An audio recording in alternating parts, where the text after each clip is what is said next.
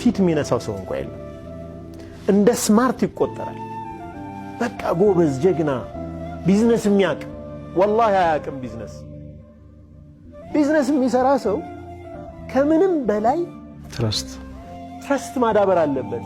ቀጣይነት የሌለው ስራ እኮ ነው የሚሰራው። እንዲህ አይነት ሰው የሚሰራ ሰው ሁለት ጉዳት አለ። በዱንያም ኪሳራ ነው ሐቂቃ ማለት ነው። አንሲን የሆኑ ነገሮች አሉ እኛም ማናስተውላቸው። የሰው ገንዘብ የሰው ንብረት ወደኛ በመምጣቱ የሚመጡ ፈተናዎች አሉ። ሌሎች ፈተናዎች አላህ ይጠብቀን። አነ ላ ኡዘኪ ነፍሲ እኔ ራሴን ንጹህ አድርጌ ለመቅረብ አይደለም፣ ግን እንደ ማህበረሰብ ያለንበት ተጨባጭ በጣም አስጊ ነው። በጣም መነጋገር ያስፈልጋል። ኖ መባል አለበት። ጓደኞቹ ሊያኮርፉት ይገባል። አንለስ እነሱን ያን ስራ የማይሰሩ ከሆነ ከይፍ እንዴት አብረውት ሰላም ይሉታል? ምግብ ይበላሉ አብረው። እንዴት አብረውት እንደ ትልቅ ሰው ያከብሩታል? ያን ሰው መናቅ ያለበት ሰው እኮ ነው።